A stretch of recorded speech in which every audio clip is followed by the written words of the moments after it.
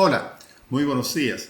En el día de hoy vamos a dar una revisión de la última guía de manejo de presión sanguínea elevada, hipertensión arterial de Sociedad Europea de Cardiología, que fue publicado en European Heart Journal en 2024.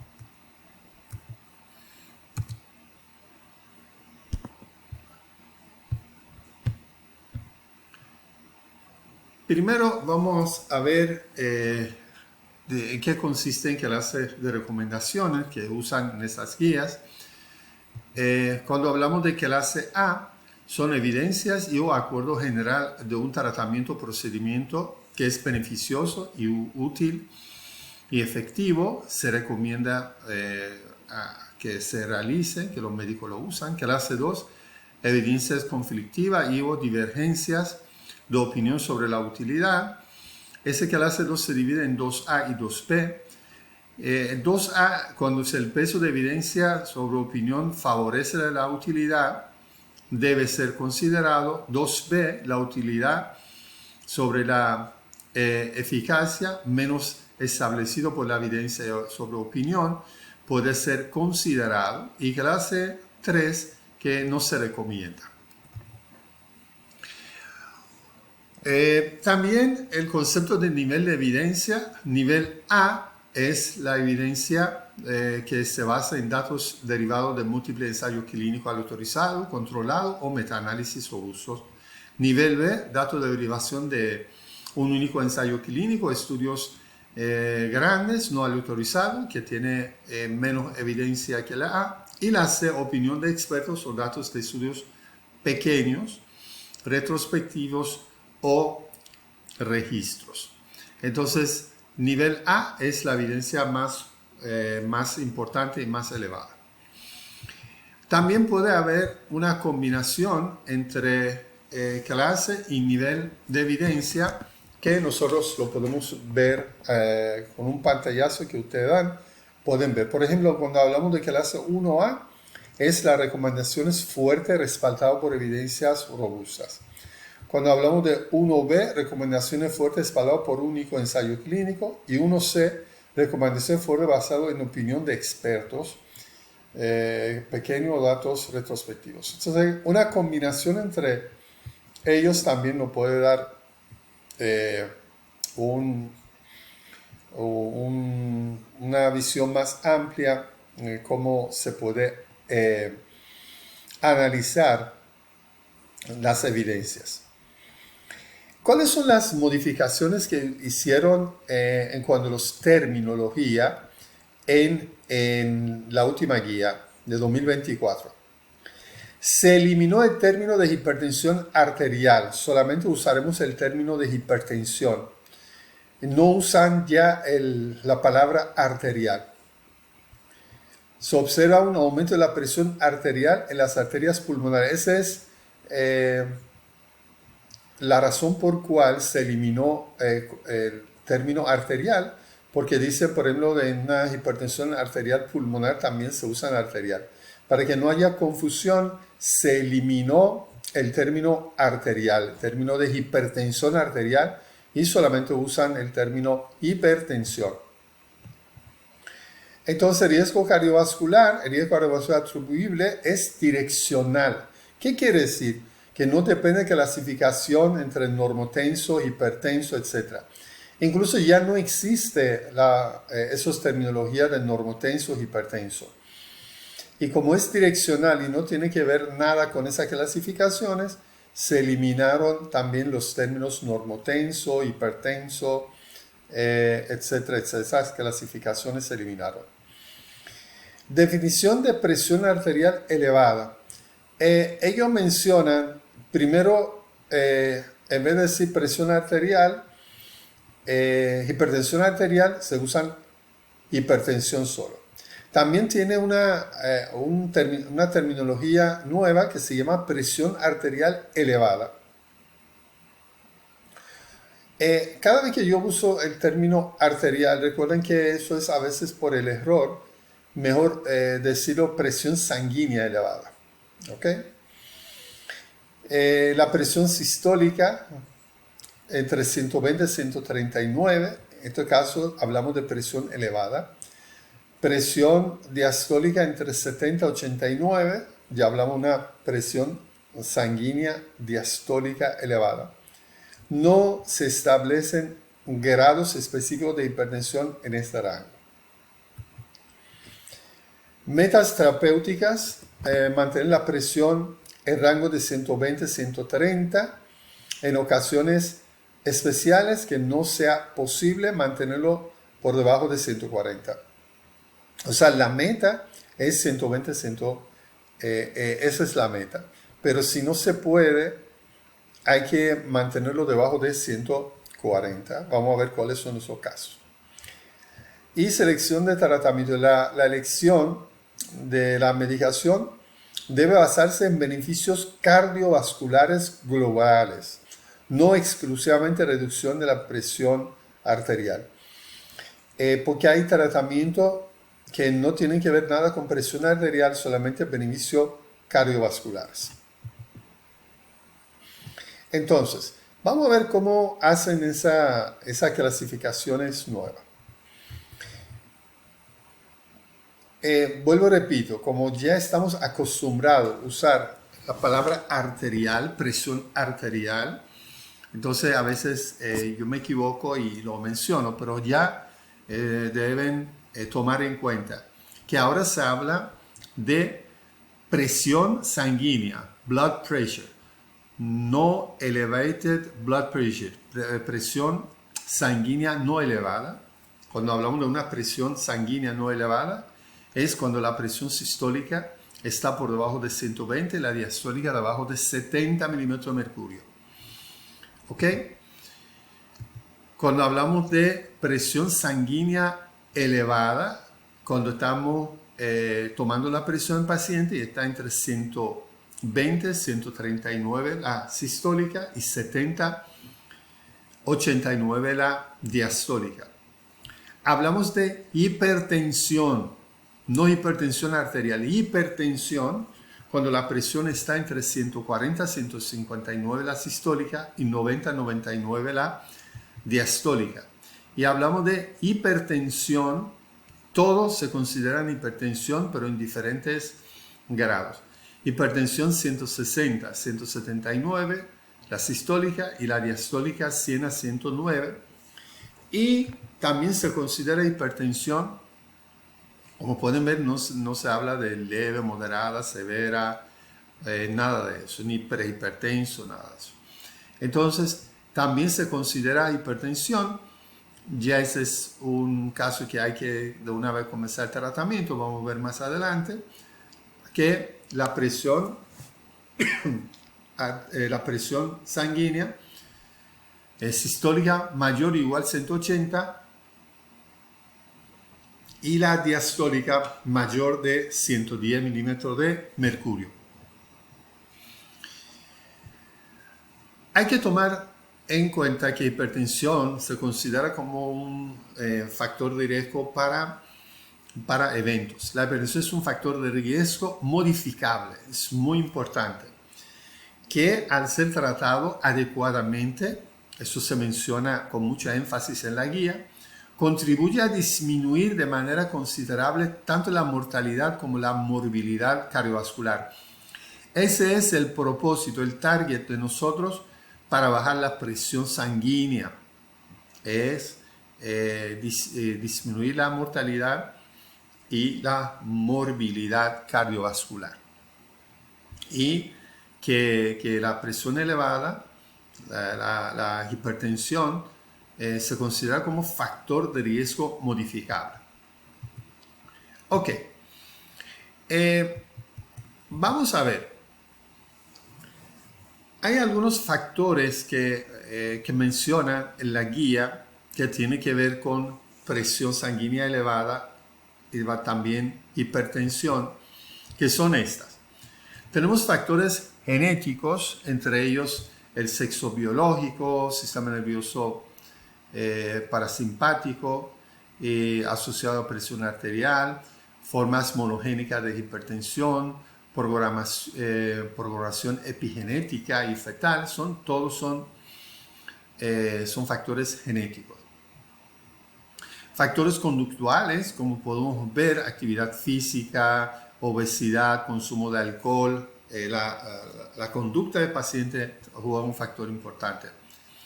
Mecanismos renales, sensibilidad a sal, presión y natriuresis, el sistema renina-angiotensina-aldosterona. Mecanismos hormonales, también mencionan aquí otra vez sistema renina-angiotensina-aldosterona, sistema endoteliar, hormonas sexuales, factores ambientales, situación geopolítica, incluso si hay un país, hay guerra, no hay guerra, clima, todo eso también juega un papel importante según esa guía. Mecanismos vasculares, disfunción endoteliar, rigidez de las arterias, mecanismos neuronales, sistema nervioso autónomo, reflejos barorreceptores y factores socioeconómicos y psicológicos como estrés, por ejemplo, bajo estatus socioeconómico, privación social, violencia de género, todo tienen que ver con modificaciones y alteraciones en la presión sanguínea. Y también menciona la guía órganos que pueden lastimarse, tener daños por esos niveles de presión sanguínea. Por ejemplo, el ojo puede tener remodelado microvascular, retinopatía hipertensiva. A nivel cerebral podemos tener atrofia cerebral, deterioro cognitivo, demencia vascular. A nivel cardíaco, una hipertrofia del ventrículo izquierdo, fibrilación auricular, dilatación de las cavidades. A nivel renal podemos tener hipertensión glomerular, una glomeruloesclerosis, albuminuria y proteinuria, etc. A nivel de las arterias, por ejemplo, de grandes y mediano calibre, podemos tener rigidez de las arterias, disfunción endotelial, remodelado vascular, fibrosis, etc. A nivel microvascular también. O sea, quiere decir que esos son los órganos que pueden estar en peligro de tener lesiones por elevación de la presión sanguínea. Hay definiciones relevantes que menciona en la guía. Por ejemplo, la presión sistólica se define como el valor máximo de la presión arterial que ocurre durante la sístole cardíaca. Se mide utilizando el primer ruido de Korotkov como referencia. La presión diastólica corresponde al valor mínimo de la presión arterial durante la relajación del corazón. Durante la diástole se detecta con el quinto ruido de Korotkov. Y también mencionan diferencia entre ambos brazos. Hay que tomar muy en cuenta en la primera visita que hace nuestro paciente. Debemos ver si hay una diferencia entre ambos brazos. Se considera clínicamente relevante una diferencia de presión arterial mayor a 10 milímetros de mercurio entre ambos brazos. Si un paciente tiene esas diferencias, puedo pensar en varias patologías, como patologías valvulares, especialmente la válvula aórtica. También se menciona y hace énfasis en hipotensión ortostática.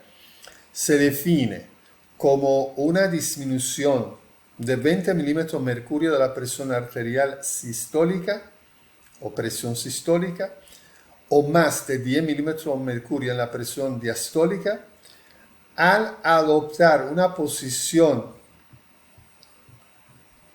después de permanecer o sea, cuando el paciente pone de pie, pero estando 1 a 3 minutos en posición supino, o sea, acostado mirándose arriba, o sentado durante al menos 5 minutos. ¿Qué significa? Si yo me pongo al paciente a estar en decúbito supino, ¿ok? Lo dejo 1 a 3 minutos y le digo al paciente que se pare y encuentro una caída de la presión sistólica de 20 milímetros de mercurio, diastólica de 10 milímetros de mercurio, estamos hablando de una hipotensión ortostática. O lo pongo al paciente a sentarse durante 5 minutos y ordeno al paciente que se pare y hago la misma medición y veo una caída de 20 en la sistólica y 10 en la diastólica, estoy hablando de hipotensión ortostática. Algunas definiciones importantes también se ve en la guía.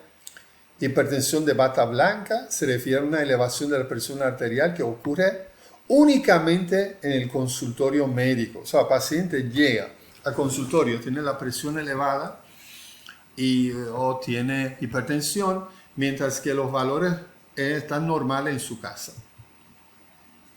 Hipertensión enmascarada se define como una condición donde la presión arterial es normal en el consultorio, pero presenta elevación durante el monitoreo ambulatorio en la casa.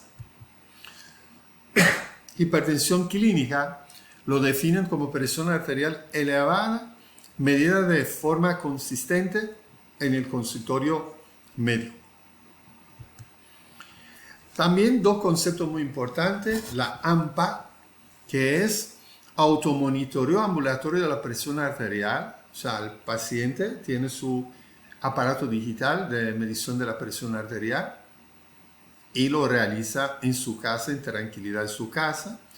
A eso nosotros llamamos AMPA.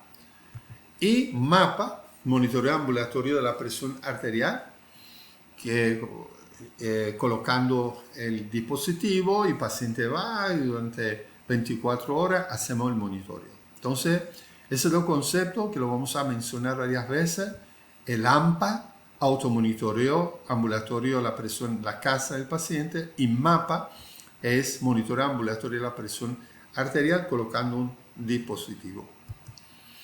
Ahora bien, las mediciones en la oficina.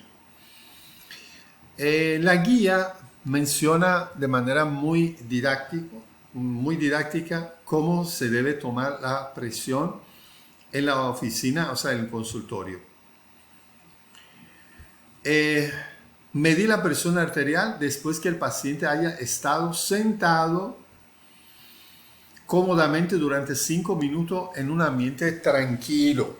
Eso no lo hacemos la mayoría por la prisa o que tenemos muchos pacientes por atender en los centros especialmente públicos y no esperamos esos 5 minutos y el paciente entra caminando y nosotros inmediatamente tomamos la presión. Entonces debemos dejar por lo menos 5 minutos tranquilo en un ambiente adecuado. Usar un dispositivo validado quiere decir que el aparato que vamos a usar para toma de la presión arterial debe ser un aparato validado por FDA y bien calibrado. La guía menciona que solamente 6% de esos equipos que se usan en el mundo están validados. O sea, estamos hablando de un 94% de los equipos no hacen mediciones adecuadas. También habla de manguito de tamaño adecuado debe tener. La vejiga del manguito debe cubrir por lo menos 75 a, o sea, el brazalete, un 75 a 100% de la longitud y 35 a 50% de la circunferencia del brazo, que lo vamos a ver ahorita. O sea, debemos colocar de manera adecuada el brazalete del equipo. Colocar el manguito a nivel de corazón, o sea, el brazo del paciente no puede estar muy alta ni muy bajita, debe estar a nivel de corazón del paciente, o si está acostado en la camilla, a nivel de la camilla, no debe estar colgado ni por encima de la camilla. Y no se puede tomarlo también por encima de la ropa. Medir la presión arterial se debe medir 3 veces con intervalo de 1 a 2 minutos. O sea, inmediatamente que tomamos la presión no podemos volver otra vez a insuflar el aparato. O sea, tenemos que dar un tiempo de 1 a 2 minutos para que los vasos sanguíneos vuelvan a su normalidad. Si las mediciones difieren por más de 10 milímetros de mercurio entre ambos brazos o entre el mismo brazo, realizar mediciones adicionales. Evaluar la presión arterial en ambos brazos durante la primera visita para detectar diferencias entre ellos. Recuerden que si esas diferencias están por encima de 10 milímetros de mercurio, hay que investigar la causa.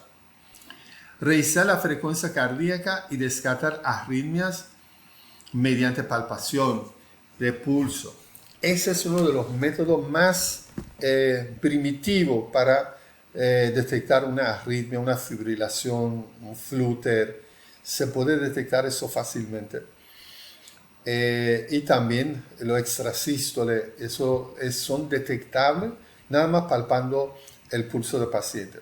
Asegurar que el paciente no haya consumido algunas sustancias estimulantes como cafeína, tabaco, bebidas energizantes, etc. 30 minutos antes de la medición, sin fumar y nada de eso. Asegurar que la vejiga está vacía, ese es un punto importante porque la estimulación del parasimpático puede alterar la presión arterial. No colocar el estetoscopio o ningún objeto debajo del manguito durante la medición. Hay un hábito muy común entre los médicos que ponen la campana del estetoscopio debajo del brazalete del aparato, entonces de esfigmomanómetro, y eso puede alterar la medición. Evaluar hipotensión ortostática, mencionamos cómo se mide, por lo menos una vez en consultorio debemos a ver si un paciente tiene problemas con hipotensión ortostática, especialmente personas con edades más avanzadas. Tamaño de brazalete, ¿cómo lo hacemos? La medición es fácil. Podemos ver, colocar el brazalete a lo largo junto al brazo del paciente, comprobando que su ancho abarca aproximadamente entre 40 a 50% de la circunferencia del brazo. O sea, el ancho abarca de un 40 a 50% de circunferencia del brazo del paciente. También hay una forma para ver cómo se puede colocar. Por ejemplo, respecto al brazo, se decía que lo más apropiado era elegir un brazalete que arropa aproximadamente 2/3 de largo de brazo. Si el brazo de ahí, vamos a suponer que lo dividimos en 3 partes, 2/3 debe estar cubierto por brazalete. Con esas mediciones podemos decir que sí estamos colocando un tamaño adecuado de brazalete de esfigmomanómetro a nuestro paciente. Recuerden MAPA y AMPA, que son dos mediciones vitales, muy importantes para detección de presión elevada y hipertensión sanguínea en nuestro paciente. Ahora, ¿cómo se hacen las mediciones en la casa? También la guía tiene una forma muy didáctica para presentar la toma de la presión en la casa. Utilizar un dispositivo de presión arterial validado, o sea, no puede ser cualquier equipo. Recuerden que nada más un 6% son validados. Hay muchas marcas que tienen validación de FDA que se puede orientar a nuestro paciente. Medir la presión arterial en una habitación tranquila después de 5 minutos de descanso. O sea, tenemos que enseñar a nuestro paciente cómo se debe hacer la toma de presión con el brazo y la espalda apoyados. O sea, o puede estar acostado o puede estar sentado, pero apoyado. y los pies no deben estar colgados, o sea, deben estar apoyados al piso. Realizar 2 lecturas en cada ocasión con un intervalo de 1 a 2 minutos, eso hay que también enseñar a los pacientes. Tomar las mediciones 2 veces al día, mañana y noche, durante al menos 3 días y preferiblemente 7 días, para poder detectar presión elevada o hipertensión. Registrar todas las lecturas, o sea, debemos enseñar al paciente que registre las tomas de la presión, calcular el promedio, eso lo podemos hacer nosotros en consultorio cuando el paciente llega con toma de las presiones y presentarnos al médico tratante. En realidad, nuestros pacientes quizás no están a nivel cultural o a veces hasta tienen dificultad para leer y escribir. En esa parte nosotros tenemos que intervenir y sacar el promedio. También promedio de la presión arterial a domicilio, ¿cómo tiene que ser? Como podemos ver aquí, para nosotros detectar que si el paciente tiene problemas con la presión, luego vamos a ver el promedio, si comienza por encima de 135, la sistólica, y por encima de 85 milímetros de mercurio de diastólica, entonces estamos en la presencia de alteración de presión del paciente y estamos hablando de hipertensión. Entonces, luego vamos a ver que esas medidas no son iguales con AMPA, con MAPA, hay algunas diferencias y también en consultorio.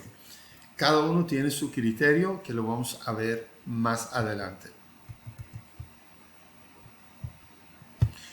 Ok.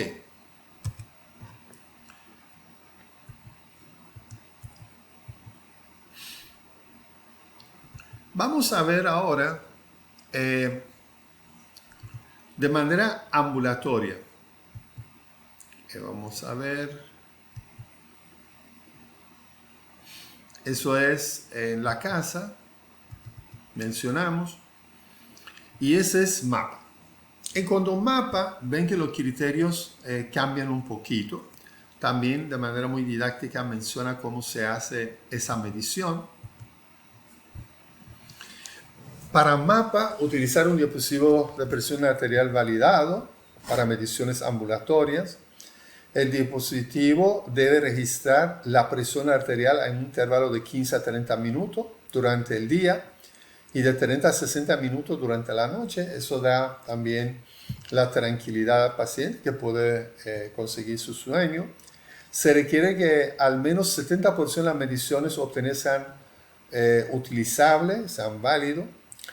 Llevar un diario del paciente que incluya actividades diarias. Por ejemplo, si el paciente está subiendo una escalera o está por cualquier razón corre, entonces tiene que ir apuntando, mire, yo a las 10 de la mañana tuve que correr porque estaba haciendo un trabajo o subí una escalera de manera muy rápida para no alterar el resultado de estudio. Porque si no hacemos el registro, en cualquier momento que sube la presión, puede ser secundario a la actividad física vigorosa que lo ha hecho el paciente. ¿Ok? ¿Cómo hacemos la definición de hipertensión cuando estamos frente al MAPA? Promedio de la presión ambulatoria tiene que ser 130-80, ven que algo menor que de la casa, en 24 horas. Promedio durante el día mayor o igual 135-85, promedio durante la noche 120-70, poco diferente que monitoreó en la casa. ¿Ok? O sea, MAPA es un poco más, un poco diferente que AMPA. Bien, vamos a ver ahora,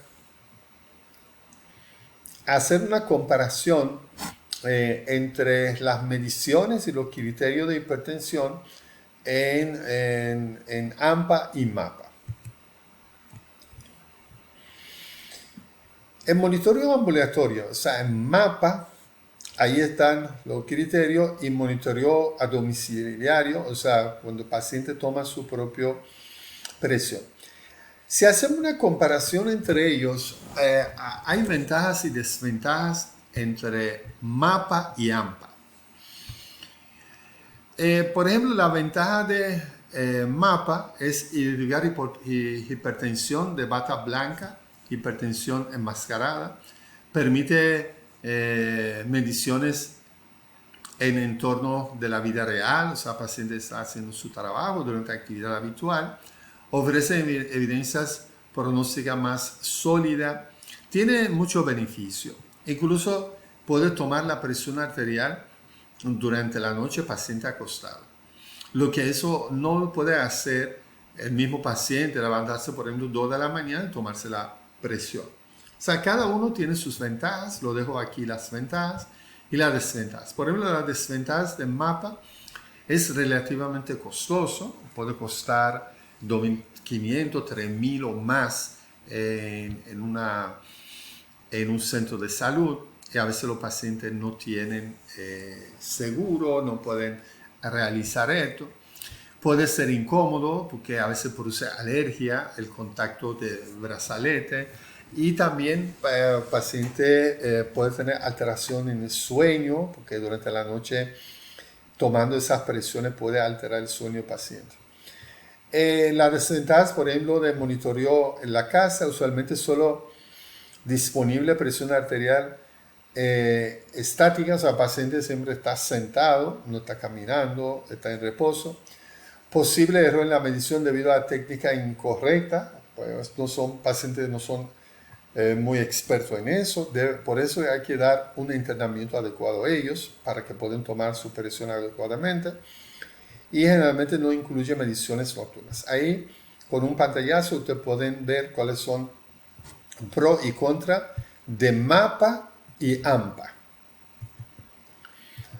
Algunas consideraciones en la guía de las mediciones en el consultorio médico. Ojo, se utilizan principalmente para tamizaje y el seguimiento de la presión arterial. O sea, no hace el diagnóstico, eso que me llama atención, solamente para tamizaje, dar seguimiento. Pero el diagnóstico nosotros debemos confirmarlo con MAPA o con AMPA. Para confirmar un diagnóstico de hipertensión se recomienda utilizar monitoreo ambulatorio, cualquiera de ellos. El seguimiento ideal debe realizarse mediante AMPA, automonitoreo de la presión arterial en la casa. Sin embargo, en casos específicos puede ser necesario emplear MAPA. Ven que da más énfasis y más importancia a AMPA que a MAPA. Eso es algo muy interesante. O sea, si yo tengo dudas que mi paciente es hipertenso o tiene presión elevada, la mejor forma para hacer el tamizaje es AMPA, que el paciente haga su propio monitoreo de la presión en la casa. Y en otras condiciones que lo vamos a mencionar más adelante, podemos hacer MAPA. ¿Cómo hacemos detección de la hipertensión mediante presión sanguínea en consultorio? Miren, ahí está un screening para hipertensión en consultorio. ¿Cómo lo hacemos? Ya hablamos de MAPA, cómo se hace, hablamos de AMPA, ahora vamos a ver en consultorio. Si mi paciente no tiene presión sanguínea por encima de 120 sistólica y 70 diastólica, entonces no tiene presión sanguínea elevada. Entonces, si cae en categoría sistólica debajo de 120, diastólica debajo de 70, no tiene presión sanguínea elevada. ¿Qué yo tengo que hacer con ese paciente? Dependiendo de la edad, si tiene 40 o más, o está por debajo de 40. Si está debajo de, si paciente tiene más de 40 o más de 40, debemos hacer un screening oportuno de la presión arterial todos los años. aquí podemos nivel de evidencia 2A. Y si está por encima, debajo de 40, eso se hace cada 3 años. Entonces, dependiendo de la edad. Si está debajo de 40, damos un seguimiento cada 3 años. Y si está por encima de 40 o 40, hacemos un seguimiento anual para ver cómo anda su presión. Pero ese paciente, lo único que yo puedo decirle es que tenemos que revisar, debemos revisar su presión cada cierto tiempo. Ahora bien, si en consultorio tomamos la presión del paciente y tiene la presión sistólica entre 120 y 139, la diastólica entre 70 y 89 milímetros de mercurio, ese paciente tiene presión sanguínea elevada, ya cae en categoría elevada. ¿Y qué voy a hacer con ese paciente?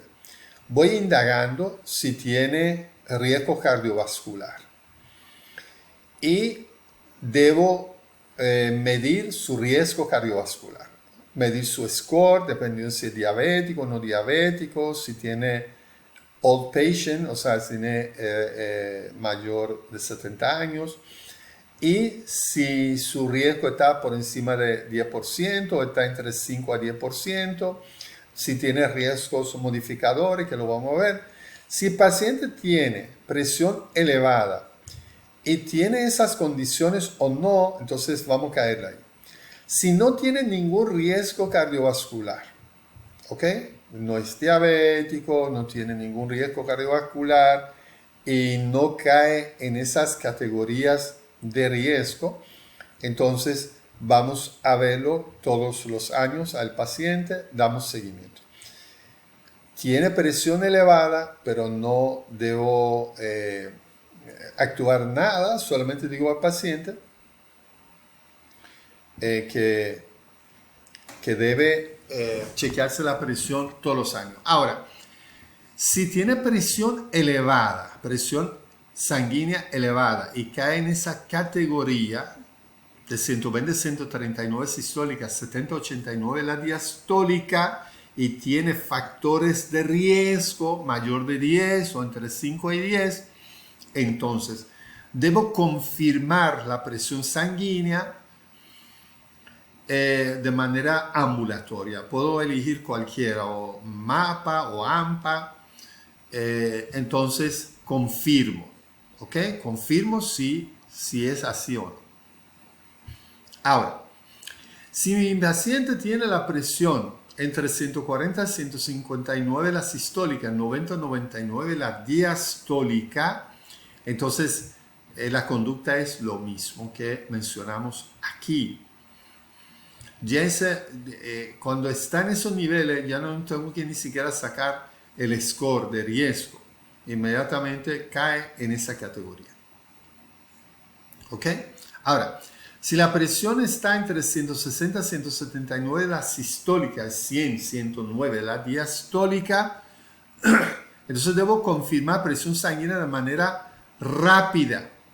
En este caso, de manera rápida, lo mando a hacer un monitoreo ambulatorio y doy seguimiento a mi paciente. Ahora, si está en mi consultorio, ya confirmo que está sistólica entre mayor de 180 o 180, la diastólica 110, entonces eso ya está una presión, hipertensión, ya no tengo que hacer más nada y tengo que considerarlo como una emergencia hipertensiva y comienzo el tratamiento.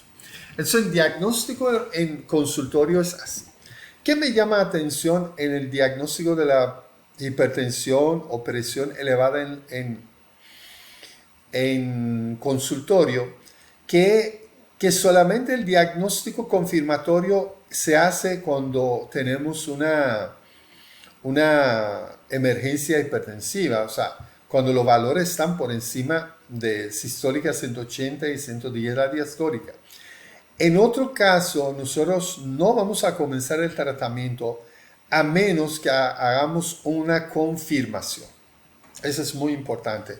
Por eso que dicen que la toma de la presión en consultorio no es para diagnóstico, sino es para dar seguimiento y el tamizaje.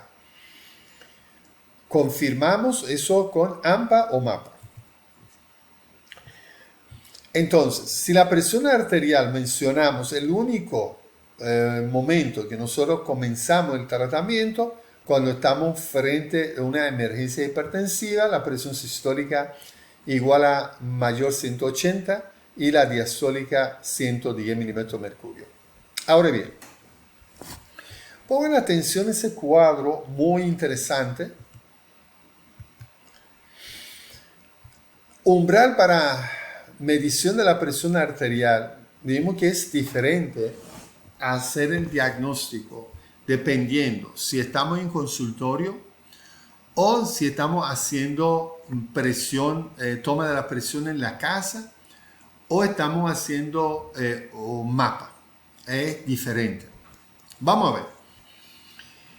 Consideramos presión no elevada cuando en el consultorio la presión está debajo de 120 sistólica y 70 la diastólica. Pero de manera ambulatoria, en la casa, o sea, paciente con su aparato, es lo mismo, 120 y 70. Y cuando hablamos de MAPA, la parte diurna de MAPA también es lo mismo. Tiene que tener debajo de 120-70 y la nocturna tiene que tener debajo de 110-60. Recuerden que hay una diferencia fisiológica por ciclo circadiano donde la presión arterial durante la noche debe caer. Entonces, en MAPA, en la parte diurna, el promedio tiene que dar debajo de 120-70, en la noche 110-60. Y el 24 horas debe estar debajo de 115-65 para considerar presión no elevada. Entonces, cuando hablamos de presión elevada, cuando en el consultorio las presiones rondan entre esos valores, ¿ok? Por encima de 120-70 y 140-90. Pero cuando vamos para monitoreo en la casa o AMPA, los valores 120-70 y 135-85. Pero cuando vamos para MAPA, ve que la parte diurna se asemeja mucho a de AMPA y la parte nocturna, ese bueno de MAPA que también se considera la parte nocturna, debe estar más bajito. Entonces 110-60, 120-70. El promedio 24 horas tiene que ser así, 115-65, 130-80 para considerar presión elevada. ¿Ok? Ahora, cuando hablamos de hipertensión, cuando en consultorio la presión comienza a subirse 140-90, pero recuerden, eso hay que confirmarlo. Y presión arterial en la casa, ve que es más bajito, porque el paciente es más tranquilo. Cuando está el promedio, la casa, de todas las tomas de la presión que va a hacer el paciente, igual o mayor 135-85, entonces se considera hipertenso el paciente. En cuando MAPA diurna, por encima de 135-85, que es igual aquí, y nocturna igual a mayor 120-70. Cuando llega ahí ya paciente es hipertenso. Y cuando MAPA 24 horas en promedio, tenemos que tomar en cuenta si paciente viene el registro de MAPA y veo que está por encima de 130 sistólica y por encima de 80 diastólica, estamos hablando de hipertensión. Eso es el cuadro original, muy interesante, lo pueden revisar luego con más detalle, pero esos son los criterios para hablar de presión elevada, presión no elevada, presión elevada, hipertensión, dependiendo si lo tomamos en consultorio, si tomamos en la casa con el aparato de paciente, AMPA o MAPA. Recuerde que MAPA tenemos que tener las mediciones durante el día, mediciones durante la noche, lo promedio, y mediciones en 24 horas para confirmar. Bien. Consideración en manejo de la presión arterial. El paciente con hipertensión, el manejo adecuado ofrece un beneficio cardiovascular significativo. Ese es el target de nosotros, beneficio cardiovascular. Ahora, presión elevada. El paciente con presión arterial, la presión elevada, el beneficio del tratamiento no es tan claro, por lo que es esencial evaluar riesgo cardiovascular individual antes de tomar decisiones terapéuticas. Eso lo vamos a ver ahorita, que la presión elevada hay que tomar en cuenta varios factores, riesgo cardiovascular, antes de comenzar el tratamiento. ¿Ok? O sea, la hipertensión, si cae en categoría de hipertensión, ya dijimos, vamos a ver cuál es el tratamiento. Pero si solamente tiene presión elevada, tenemos que revisar el riesgo cardiovascular para toma de presión terapéutica. ¿Qué hacer en caso de paciente con presión elevada? No es hipertenso, tiene presión elevada. ¿Qué vamos a hacer? Debemos tomar en cuenta, ¿tienen condiciones definitorias o no tienen condiciones definitorias? ¿Qué son condiciones definitorias? Eso es algunas terminologías que se usan en la guía de 2024 de Sociedad Europea de Cardiología. Esas son definiciones, condiciones definitorias. ¿Qué son esas condiciones? Yo hice una traducción para que sea más fácil entenderlo. Enfermedad cardiovascular clínica establecida. Si mi paciente tiene enfermedades establecidas, como aterosclerosis, un infarto, etc., ya tiene condición definitoria. Enfermedad renal crónica, moderada a severa, por ejemplo. Si tiene una tasa de filtración debajo de 60, ya tiene una condición definitoria. Otros daños orgánicos, por ejemplo, si el paciente tiene hipertrofia del ventrículo izquierdo, tiene una disfunción sistólica con eco, en la relación que existe entre las ondas de la toma de mediciones diastólicas, demuestran alteraciones. Diabetes mellitus, paciente con diabetes mellitus ya tiene una condición definitoria, y hipercolesterolemia familiar. Esas condiciones me permiten tomar decisiones más drásticas en cuanto al tratamiento del paciente. En paciente con presión elevada, con una de esas condiciones definitorias, comenzamos el tratamiento sin necesidad de calcular riesgo cardiovascular. Por ejemplo, si mi paciente tiene presión elevada y es diabético, yo no tengo que hacer el cálculo de su riesgo cardiovascular, ya tengo que comenzar el tratamiento. O que si tiene una enfermedad renal crónica y tiene una tasa de filtración glomerular debajo de 60, ya no tiene sentido hacer cálculo de riesgo cardiovascular, ya tiene su riesgo cardiovascular ya escrito en la frente, yo comienzo el tratamiento. ¿Ok? Si no tienen condiciones definitorias, ¿qué vamos a hacer en tu caso? Si no tiene condiciones definitorias, o sea, no tiene ninguna de esas condiciones que mencionamos aquí, ahora sí tengo que hacer el cálculo de score de riesgo cardiovascular. ¿Ok? Entonces, se hace el cálculo.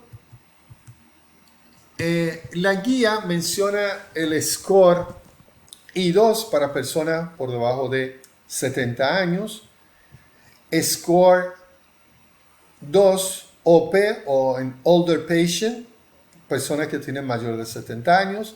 También tiene un score para los diabéticos, score 2 diabetes para los diabéticos. Pero eso es para Europa. Ellos tienen personas, condiciones de ellos, europeos, no son igual que los latinoamericanos. Entonces cada país está en la obligación, cada región está en la obligación de buscar el score apropiado para su gente. Pero hay un score que está tomando forma, su uso, es el Global Risk LAC, que es un score para cálculo de riesgo cardiovascular para Latinoamérica. Lo de Colombia tiene su propio score, entonces es recomendable que cada país tenga su propio score. Después de calcular el score de riesgo cardiovascular, debemos determinar riesgos modificadores. ¿Qué son riesgos modificadores? Los riesgos modificadores son diferentes que los riesgos que mencionamos ahorita, que son definitorias. Son otro, definitorias es una cosa, modificadores son otra cosa. Ahí están los riesgos modificadores. ¿Qué son esos riesgos? Por ejemplo, dependiendo del sexo, hay algunos modificadores específicos por sexo. Por ejemplo, una mujer con diabetes gestacional, hipertensión gestacional, preeclampsia, parto prematuro, uno o más mortalidad de neonato, aborto recurrente. Esas son condiciones de la mujer que se consideran modificadores de riesgo cardiovascular. Y lo que no dependen de sexo, como la etnia, historia familiar, enfermedad cardiovascular, problemas socioeconómicos, enfermedad inflamatoria autoinmune, HIV, enfermedad mental, etc. Entonces, eso lo vamos a ver en los algoritmos. ¿Qué debemos hacer con esos riesgos llamados riesgos modificadores? También hay otros riesgos modificadores que tenemos que tomar en cuenta. Score de calcio, valor de 100 unidades de Agatston, lo que indica calcificaciones coronarias significativas, placa ateromatosa, presencia de placas a nivel de arteria carótida y femoral, con un Doppler carotidia femoral se puede buscar esas placas. También estenosis de las arterias, medimos la presión de pulso. Por ejemplo, en este caso, presión de pulso superior a 10 metros por segundo en trayecto de la carótida femoral o más de 14 metros por segundo en trayecto braquial tarsal, indican rigidez, por ejemplo, arterial. Y los biomarcadores. En medición de los biomarcadores como la troponina y la NT-proBNP también son parte de los modificadores. En realidad, mediciones de esos modificadores son un poco complicados, a veces por el costo, etc. Algunos son más factibles. Por ejemplo, un Doppler carotidia es más factible. Los biomarcadores de comienzo no son tan... no creo que sea muy adecuado para su paciente. Y todos los pacientes que llegan con problemas de la presión elevada o hipertensión, no hay que medir esto, pero la guía menciona como factores cardiovasculares modificadores. A todos no hay que hacer medición de score de calcio. Eso es ya consideración del médico. Ahora, vamos a ver cuál es el algoritmo. Miren ese algoritmo tan interesante. Hay que tener precaución a considerar el tratamiento en esas personas. Ya yo quiero comenzar el tratamiento, pero mi paciente tiene fragilidad.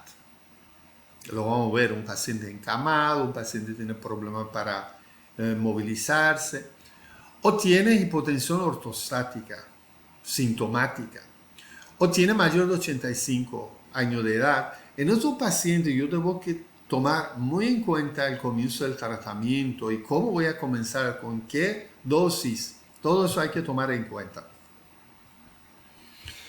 Vamos a ver. Paciente con presión sanguínea elevada en la oficina, ¿no? Viene con el diagnóstico, etc. Entonces, vamos a ver si tiene factores de riesgo establecidos, lo que mencionamos, ¿no? Definitorias. Tiene un daño, por ejemplo, de los órganos diana, si es diabético, si tiene falla cardíaca, etc. Si tiene esas condiciones y tiene presión elevada, no es hipertenso, tiene presión elevada, ¿qué vamos a hacer con ese paciente? Ese paciente con esas condiciones, por ejemplo, verificamos si es diabético solamente y tiene menor de 60 años, entonces calculamos en esas condiciones, calculamos el score de diabetes, ¿sí? En este caso. Fíjense si tiene presión alta y es diabético y solamente diabético y tiene menor de 60 años. Calculamos su score de diabetes, ¿ok? Y seguimos por aquí. ¿Cómo sigue por aquí?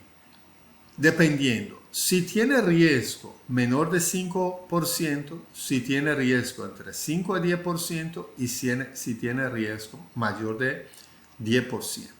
En otro caso, vamos a seguir hacia adelante. Ahora, si no tiene esos factores definitorias, entonces recuerden, si no tiene factores definitorias, tenemos que calcular su riesgo cardiovascular, lo que mencionamos, y seguimos el camino. Ahora, calculamos el riesgo cardiovascular, ¿sí? Y está por debajo de 5% y solamente tiene presión elevada. ¿Qué voy a decir a ese paciente? Señor, usted tiene presión elevada, no es hipertenso.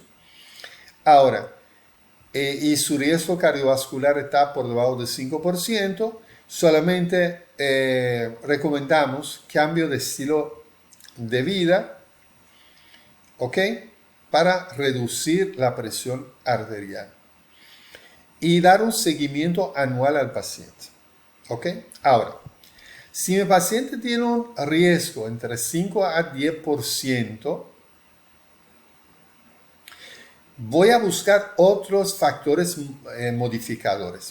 Ya no tiene definitoria, calculé riesgo cardiovascular, está entre 5 a 10%, tiene presión elevada y busco factores modificadores que mencionamos ahorita, ¿verdad? Si no tiene esos factores modificadores, entonces sigo a buscar otros factores que mencionamos, por ejemplo, diabetes gestacional, si dependiendo si es mujer, y si no, sigo el camino y busco otros factores modificadores, el score, NT por NP, todo eso. Si no tiene nada de eso, no pude encontrar nada, el paciente no tiene ningún problema de riesgo y nada, o sea, riesgo sí, pero no tiene ninguno de esos factores que mencioné,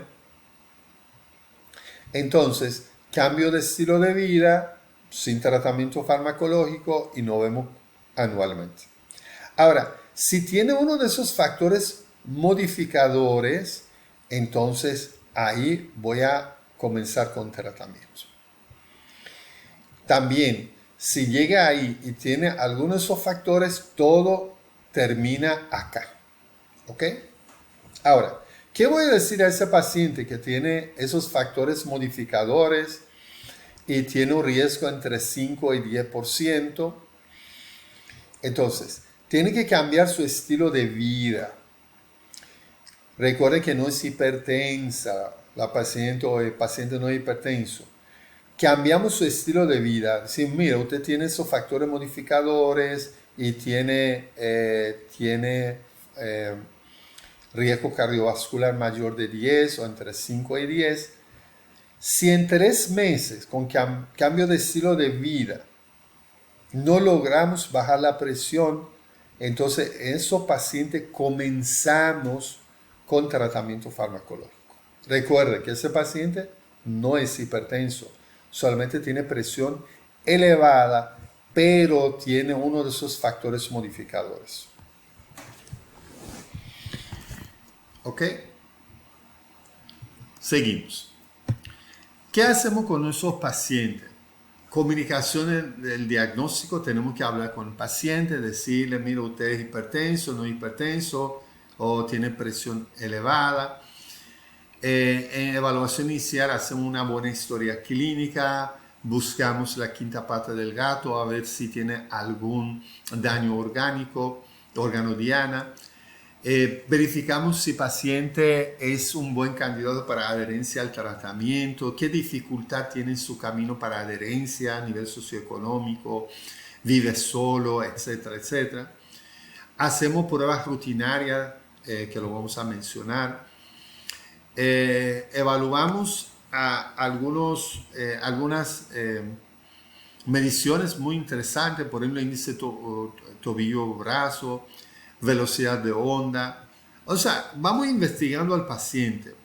Va a ver si tiene daño a nivel renal, cómo está su filtración glomerular, si está perdiendo albúmina, a nivel cardíaco, si tiene hipertrofia, etc. Es una valoración inicial del paciente. Ahora, ¿qué análisis voy a mandar a hacer al paciente? ¿Ok?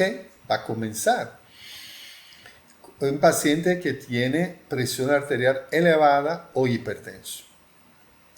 ¿Cuáles son los análisis que menciona en la guía?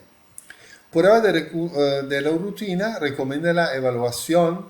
¿Qué hacemos? Primero, la glicemia en ayuna y la hemoglobina glucosilada si la glicemia está elevada, ¿sí? Su perfil lipídico, hay que ver su sodio y potasio,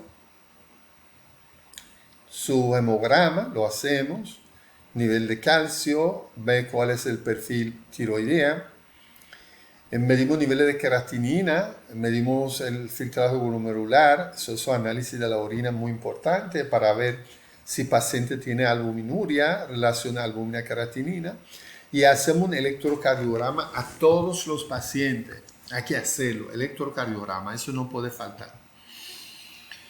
Entonces, hay estudios que son de rutina, pero son opcionales. Ecocardiograma. Conozco colegas que en vez de hacer electrocardiograma, comienzan con un eco. No. Primero electrocardiograma, y si tiene datos de hipertrofia del ventrículo izquierdo, tiene algún problema que puede llevarte a pensar que hay que hacer un eco, se hace el eco. Esos son opcional, la guía no lo recomienda de manera rutinaria, sino opcional. Entonces, también medición de puntajes de calcio, score de calcio, por tomografía, ese es algo opcional. Realizar el Doppler, medición de la troponina, índice tobillo-brazo, eso es opcional, pero es fácil de realizar, eso se puede hacer. Una sonografía abdominal, ver si tiene hígado graso, un aneurisma abdominal. Fondo de ojo, también, a menos que el paciente tenga una crisis hipertensiva, etcétera, etcétera, no hay que realizarlo de manera rutinaria y es opcional. Hay médicos que quieren hacer fondoscopía, eso perfecto, se puede hacer. Si usted tiene su medición de fondo de ojo en su consultorio, hágalo. Índice de tobillo-brazo, hágalo. Pero si el paciente no tiene dinero para hacer un NT-proNP, no es necesario porque es un estudio, no hay que hacer troponina en ese paciente. Es de opcional, rutinario, pero opcional. Análisis genético del paciente tampoco no es necesario, al menos consideramos si el paciente está, alguna sospecha de una feocromocitoma, paraganglioma. Son cosas muy específicas para realizar la prueba genética. No hay que hacerlo a todos los pacientes. Las razones que menciona la guía para investigar daño a órgano diana es apoyar, iniciar o intensificar el tratamiento antihipertensivo.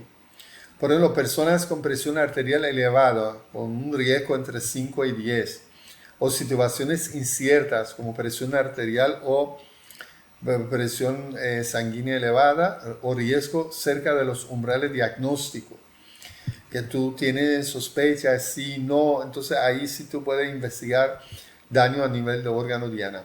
Hipertensión enmascarada, factores de riesgo cardiovascular no tradicional, individuos menos de 40 años.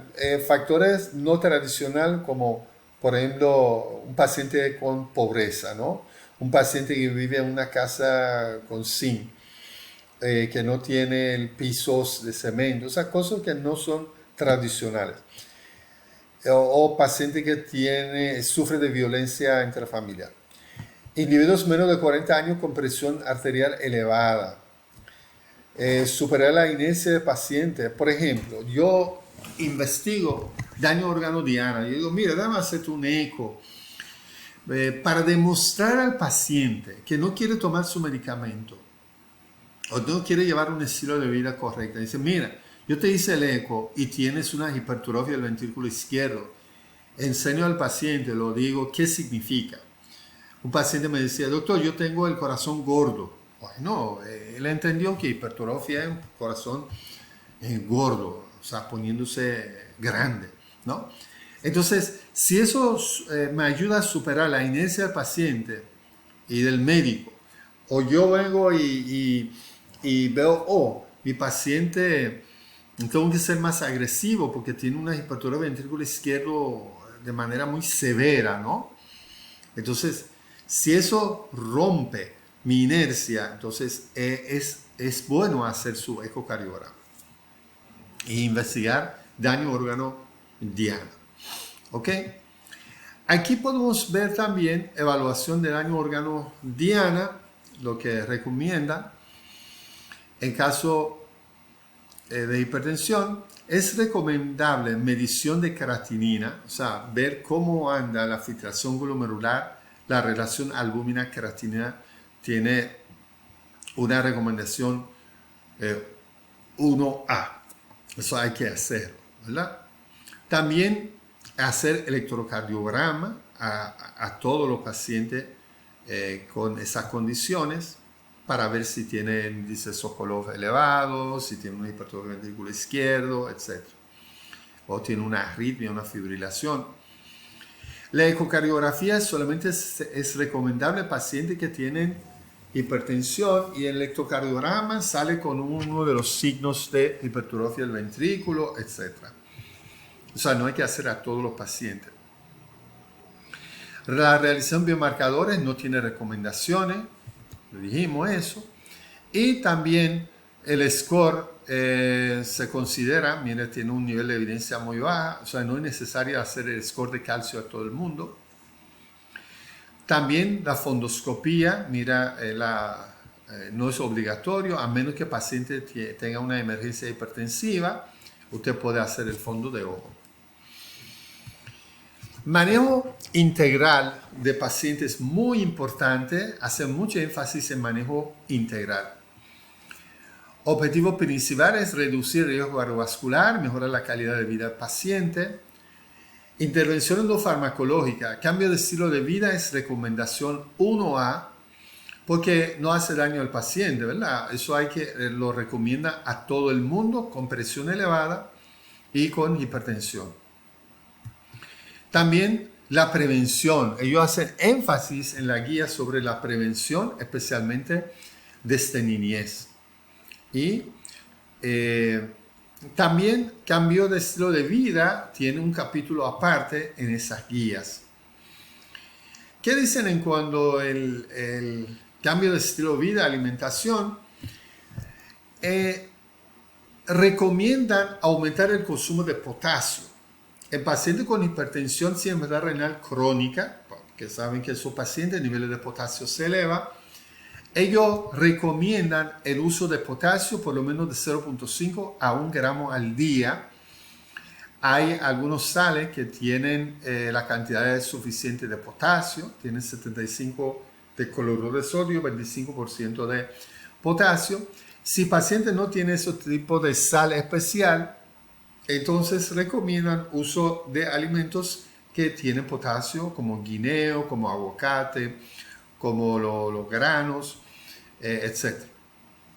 Ahora, los pacientes que tienen una enfermedad renal crónica, si nosotros estamos usando un tratamiento que sube niveles de potasio o estamos considerando uso de alimentos con potasio, tenemos que vigilar el nivel de potasio en esos pacientes. En cuanto a la actividad física, hay que aumentar niveles de actividad física en estos pacientes. Muy interesante las recomendaciones. Entrenamiento aeróbico, ellos mencionan 150 minutos de actividad física moderada vigorosa. Si es moderada, 150 semanal, y si es vigorosa, 75 minutos semanal. ¿Qué significa una actividad moderada? Ellos hablan de caminar rápido, y moderada, andar en bicicleta en terreno plano, no matarse, ir a Jarabacoa subiendo, no. Eso es una actividad moderada de forma no tan intensa. Aumentar la actividad física diaria, por ejemplo, subir una escalera en la casa, no quedarse quieto, caminar, si va con un concho para su trabajo, que se queda unos minutos antes, por lo menos hacer una caminata, por lo menos de 20 a 30 minutos. Y trabajar de pie en escritorio, no se queda sentado mucho tiempo en un escritorio, que se pare, que camine, etc. Hablan de ejercicio de resistencia isométrica, que significa, por ejemplo, plancha abdominal, mantenerse en el cuerpo recto sobre el codo y pie, esa es la forma. También uso de esos dinamómetros para hacer ese tipo de ejercicio isométrico. Entrenamiento de resistencia, sentarse contra la pared, es muy recomendado. Y mantener peso fijo con los brazos extendidos. ¿Ok? De esa manera. Y ejercicio de resistencia dinámica, flexionar brazos, el push-up que mencionamos. ¿Ok? Perdón, eso es mantener peso fijo con los brazos, es esta de resistencia. Y ejercicio de resistencia dinámica es el push-up, ¿no? Ok, entonces recuerden, solamente 150 minutos de ejercicio moderado, una caminata rápida, y 70 minutos vigoroso, una bicicleta, pero en la carretera que no tenga pendiente fuerte. Ahora, precaución. ¿Cuándo no podemos recomendar al paciente hacer ejercicio? Cuando la presión está muy elevada, sistólica por encima de 200 y diastólica por encima de 110, ahí tenemos que tener algunas precauciones. Pero en otras ocasiones ellos no ponen ningún impedimento para actividad física y mencionan algunas guías específicas que lo dejo aquí para ver con más detalle qué tipo de ejercicio lo recomienda.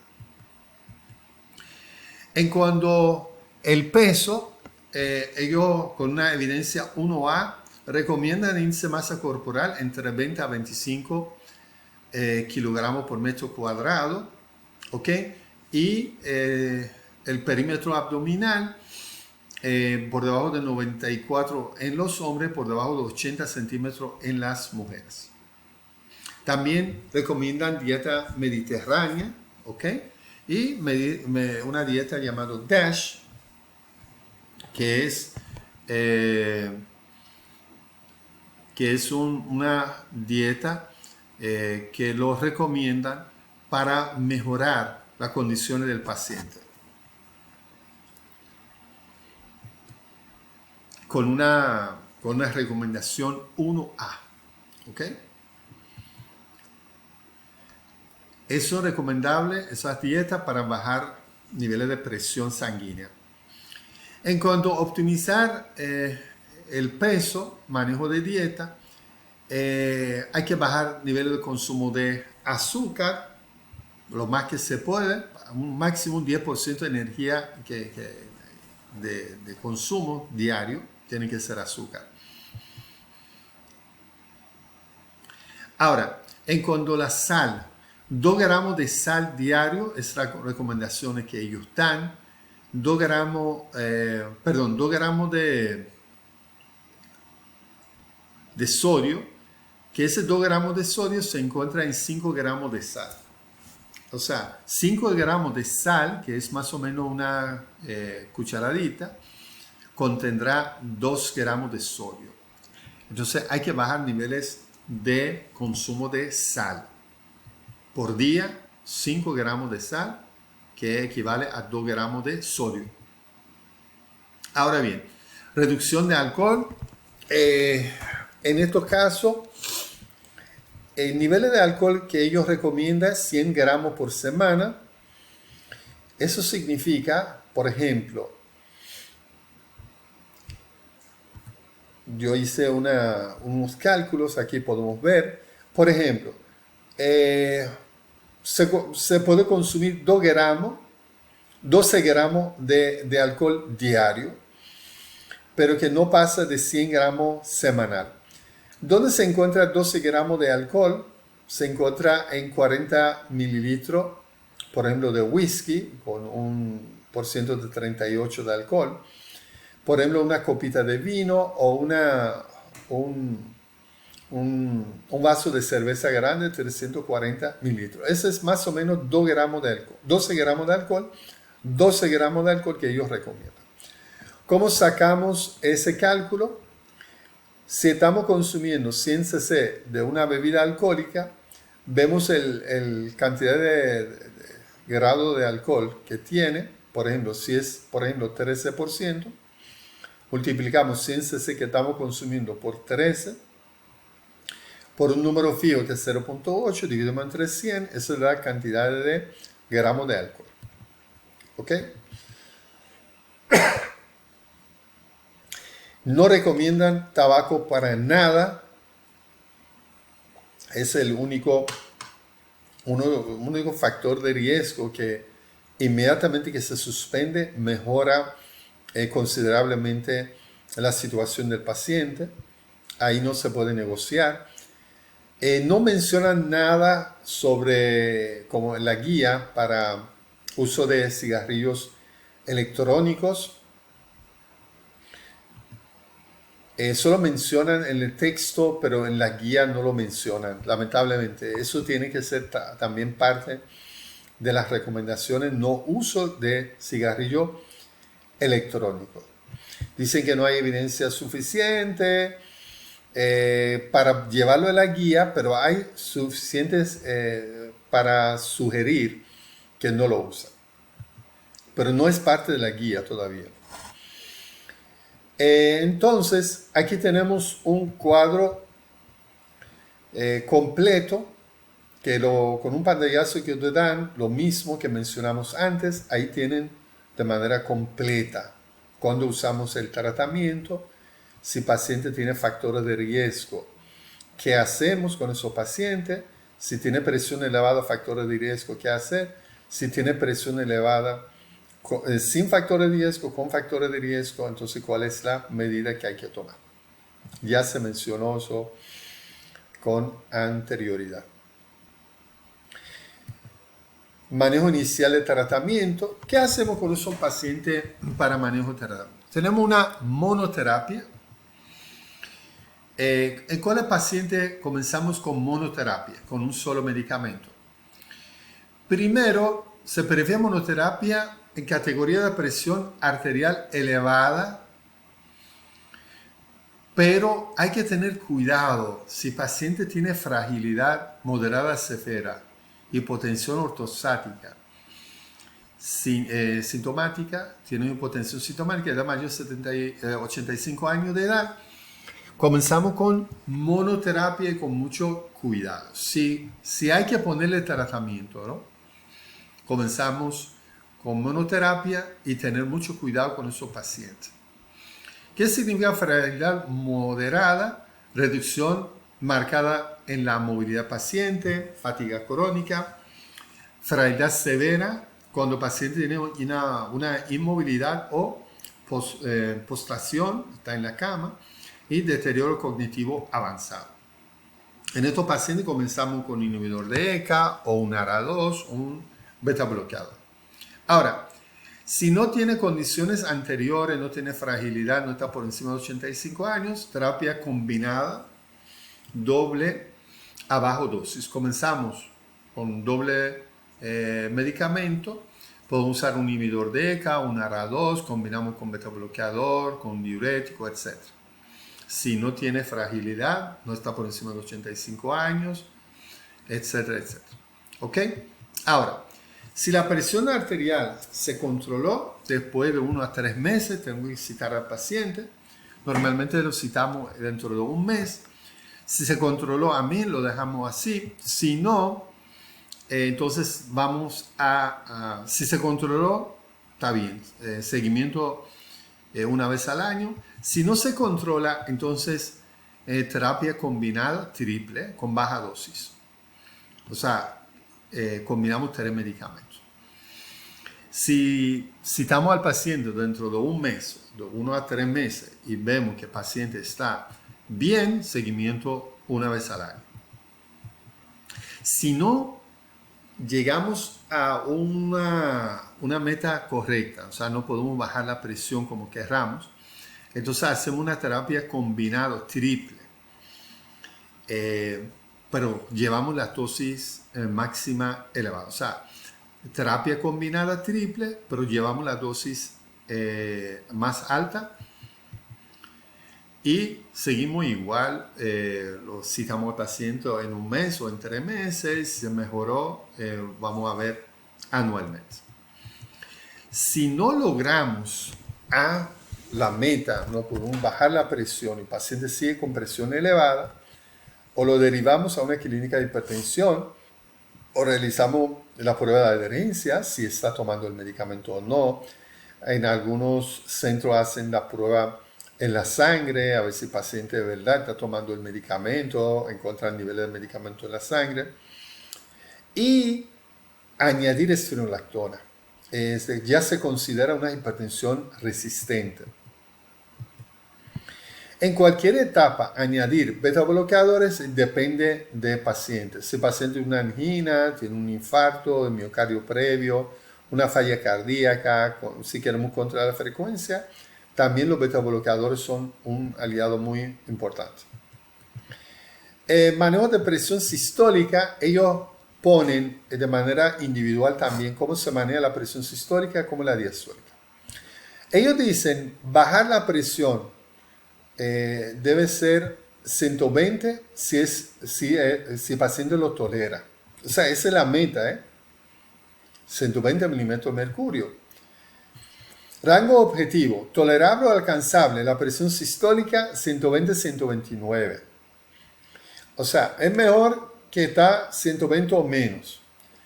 Pero si el paciente no tolera 120, bueno, llévalo a 120-129 a ver cómo va. Dice, reducir la presión sistólica tan bajo como es razonable posible. Si el paciente no tolera eso tampoco, no logramos esto, por lo menos debe estar debajo de 140. Esa es la meta. En cuanto a la presión diastólica, se recomienda mantener la presión diastólica por debajo de 80 en todos los pacientes hipertensos, independientemente de su nivel de riesgo o comorbilidad. En caso de la presión diastólica que permanezca por encima de 80, a pesar de alcanzar la presión sistólica normal, tenemos que ser un poco más agresivos para bajar la presión diastólica. El objetivo intensificado para la presión diastólica debe ser un rango de 70 a 79. Hay pacientes que no toleran eso, o sea, hay que tomar en cuenta todo eso. Estas recomendaciones buscan reducir de manera eficaz el riesgo cardiovascular en pacientes hipertensos.